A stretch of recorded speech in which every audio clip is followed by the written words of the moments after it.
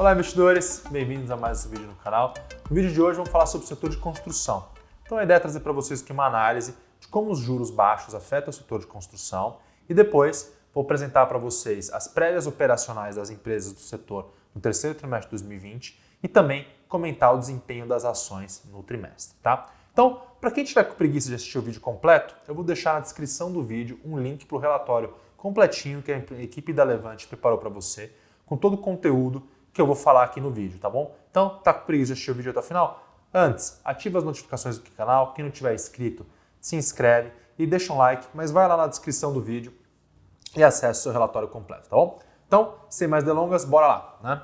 Então, pessoal, esse ambiente de taxa de juros baixos que a gente está vivendo no Brasil aqui impacta diretamente o setor de construção civil, tá? Porque ele gera um fenômeno que a gente chama de aumento do affordability no setor. Então, o que é essa palavra bonita em inglês? Affordability quer dizer que melhora o poder de aquisição das pessoas, tá? Então, vamos dar um exemplo prático para vocês aqui, para explicar como que isso funciona, tá bom? Então, basicamente, taxas de juros mais baixas significam parcelas mensais de financiamento mais baixas. Então, você vai precisar ter uma renda familiar menor e no final das contas vai acabar pagando uma parcela mensal menor para o mesmo tamanho de financiamento, tá? E isso faz com que os financiamentos imobiliários acabem cabendo no orçamento de mais famílias, né? Então, para a gente apresentar para vocês aqui um pouquinho do efeito que a queda na taxa de juros tem sobre um financiamento imobiliário, vamos pegar aqui um financiamento com prazo de 15 anos, onde você vai estar financiando um imóvel de R$400 mil ou financiando R$400 mil do imóvel aí, onde você está comprometendo até 30% da sua renda familiar. Com uma taxa de 13% ao ano, esse financiamento ele geraria uma parcela mensal de cerca de R$ 4.874, tá? Quando a gente olha para a renda mensal que é necessária, você teria que ter uma renda mensal de R$ 16.250.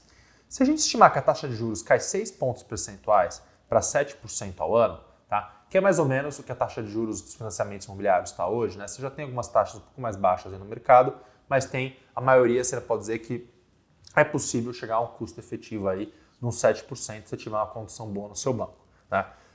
Nesse cenário, a parcela mensal cai para R$ 3.547. A gente está falando de uma diferença de pouco mais de R$ 1.200 em relação ao cenário de juros de 13% ao ano. Além disso, a renda mensal necessária cai de R$ 16.250 para R$ 11.823. Então, uma diferença aí de mais de R$ 4.500 que você precisa ter de renda familiar para você poder pegar esse financiamento. Então, o que isso faz? Em termos práticos, a gente está falando que 4,4 milhões de famílias brasileiras entram na base de potenciais compradores de imóveis, tá? Então, um aumento significativo, um aumento relevante aí na base de potenciais consumidores para o setor de construção civil, tá? Além disso, do lado das empresas, taxas de juros mais baixas significa ficar mais barato para elas captarem dinheiro para fazerem as suas construções. Então, melhora também os retornos dos projetos das empresas construtoras. Elas podem também praticar preços mais baixos e obter retornos tão bons quanto elas obtinham anteriormente ou até retornos mais altos, né, praticando aí. Então, ganhando também uma competitividade, de certa maneira, né? Então, podendo até reduzir um pouco o preço do imóvel, taxa de juros mais baixa, aí o retorno dela pode ser maior do que era antes, tá? Então, outro ponto que também está afetando o setor, ao nosso ver, que em função da pandemia, as pessoas estão buscando morar melhor, tá? Então, tem um movimento, o mercado também está aquecido, porque tem bastante gente procurando trocar de moradia. Então, as pessoas estão passando mais tempo em casa, estão valorizando outras coisas, uns querem mais espaço, outros viram que não precisam, às vezes, de tanto espaço, que a casa deles dá muito trabalho para arrumar, por exemplo. Existe esse movimento também, mas o mercado está movimentado aí com as pessoas ficando mais tempo em casa e está mudando, vamos dizer assim, a dinâmica de compra dos consumidores, então tem essa movimentação. Isso também está influenciando positivamente as vendas das construtoras, tá bom? Então, vamos olhar aqui, vou apresentar uma tabelinha para vocês, mostrando os resultados operacionais do terceiro trimestre de 2020, tá? Então, nessa tabela aqui, a gente está mostrando para vocês em milhões de reais os lançamentos das empresas, então a gente dividiu aqui em empresas de média e alta renda, empresas de baixa renda.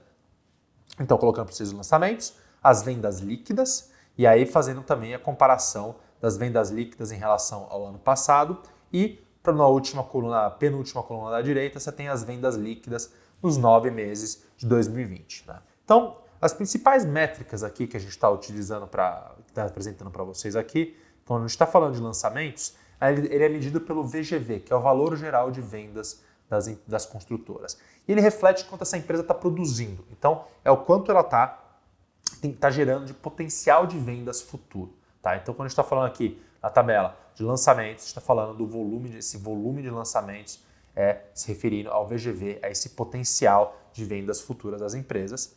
E a outra métrica, as vendas líquidas. Né? Então, como vocês viram ali na tabela, na coluna da esquerda, a terceira coluna da esquerda para a direita, tem ali a companhia, ticker, os lançamentos, que é esse primeiro conceito, né? Essa primeira métrica que a gente está utilizando para avaliar o desempenho das empresas. E depois, na quarta coluna, as vendas líquidas, que não são nada menos do que as vendas brutas, menos as comissões e os distratos da empresa, que a gente apresentou isso no trimestre e também nos 9 meses do ano de 2020 acumulados. Tá? Então, vamos olhar um pouquinho sobre o que essa tabela está dizendo para a gente e vamos separar aqui, né, que a gente colocou entre média e alta renda e segmento de baixa renda. As duas categorias elas têm dinâmicas bastante diferentes. Né? A gente tem ali na baixa renda um ciclo de produção mais curto e menos exposição de caixa, além de um perfil de localização dos imóveis e também das suas características que difere da alta renda. Né? Quando a gente olha para a média e alta renda, a gente viu 3 destaques, a Mitre, a Moura Dubeux e a Cyrela. Tá? Então, as duas primeiras empresas elas são estreantes na Bolsa nesse ano e elas estão capitalizadas devido à sua oferta. Elas começaram aí no terceiro trimestre entregando um desempenho forte. Tá? Então, a gente viu aí vendas da Mitre crescendo 394% em relação ao ano passado e da Moura Dubeux entregando 260% de crescimento em relação ao ano passado. A Cyrela já é uma empresa conhecida no mercado aqui e é uma das maiores construtoras do país e te apresentou também um crescimento nas suas vendas de 55,2% na comparação anual. Também um crescimento bastante forte aí para uma empresa tão consolidada, vamos dizer assim, quanto ela. Tá? Outro destaque que a gente teve foi a Even, que também teve um crescimento anual forte de 84% nas suas vendas do terceiro trimestre. Mas as 3 primeiras empresas, a gente está destacando elas aqui, porque elas foram as únicas também a apresentar aí, altas nas suas vendas nos 9 meses de 2020. Tá? Então, nesses períodos, elas também se destacaram. A gente destaca aqui a Mitre, com um crescimento de quase 30% em relação aos 9 primeiros meses de 2019. A Cyrela, ela manteve as suas vendas aí estáveis, então tem um crescimento de apenas 0,2% em relação aos 9 meses do ano passado. E a Moura Dubeux, ela mereceu um destaque, porque na comparação trimestral ela foi muito bem, mas na comparação, né, dos 9 primeiros meses do ano, ela apresentou uma queda aí. Né? Mas mesmo assim, as empresas também foram super bem. Então, como isso refletiu no preço das ações? Tá bom, pessoal? Então, subindo para você o gráfico aqui do desempenho das ações. Então, olhando para esse gráfico, a gente esperaria ver Mitre, Moura Dubeux e a Cyrela como destaque das performances. No entanto, o que a gente vê aqui em primeiro lugar é a EZTEC. Né? O que aconteceu? A EZTEC ela apresentou um desempenho operacional modesto em relação aos seus pares, mas ela divulgou o guidance de lançamento dela para o ano que vem. Então, ela divulgou uma estimativa aí para 2020 de 4 bilhões e para 2021 de 4,5 bilhões. E esses números foram muito bem recebidos pelo mercado e o mercado confia muito na execução e na equipe de gestão da EZTEC. Então, eles acabam precificando mais as coisas que os gerentes, os diretores da empresa falam para o mercado. Então, as ações da EZTEC acumulando aí uma boa performance no período em função dessa confiança que o mercado tem na sua diretoria. Tá? Em segundo lugar, como a gente esperaria, a gente vê a Cyrela aí também no bem, outra empresa que tem a confiança do mercado. As outras duas estreantes na Bolsa e não foram tão bem quanto esperaria em função dos seus números, tá bom? Aí quando a gente vai para o segmento de baixa renda, ele é um segmento que parece que ele sofreu menos com os impactos do coronavírus. Né? E o que a gente viu aqui é que os volumes de vendas eles cresceram tanto na comparação anual quanto no acumulado do ano. E o que a gente acredita é que isso pode ser explicado porque o número de consumidores que entraram na base desse segmento foi mais alto do que no segmento de média e alta renda. Basicamente, as pessoas de média e alta renda já tinham poder aquisitivo antes da crise. Com a queda do financiamento dos juros básicos no Brasil e, portanto, da taxa de financiamento, então as pessoas que estão entrando nesse mercado são as pessoas que antes não tinham capacidade de comprar e elas acabam entrando por baixo, pelo setor de baixa renda. Então, é um setor que aí nesse ambiente se beneficia ainda mais. E aqui vale destaques para a Cury e para a MRV. Então a primeira, a Cury, é uma subsidiária da Cyrela e uma estreante da Bolsa nesse ano. Ela teve um bom número de lançamentos e vendas nos trimestres. Então, um número para vocês aqui, 57,2% das vendas no terceiro trimestre de 2020 em relação ao ano passado e no acumulado do ano subindo impressionantes 44,2%. Né? Já a MRV, ela manteve um alto volume de lançamentos e vendas consistentes, aí, então ela está crescendo suas vendas 41% em relação ao terceiro trimestre de 2019 e crescendo 35,6% suas vendas nos 9 meses de 2020 em relação aos 9 primeiros meses de 2019. Tá?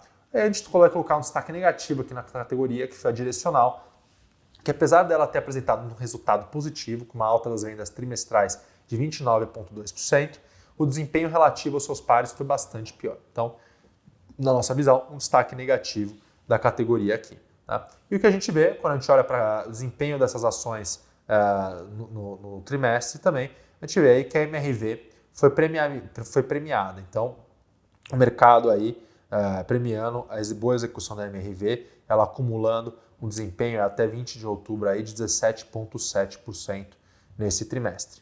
Tá bom, pessoal? Então, a gente vê aí então bons números da MRV soltando, o mercado premiando ela. E aí a gente pode também citar que a Cury, que apresentou bons resultados, mas o IPO dela não veio tão forte quanto era esperado.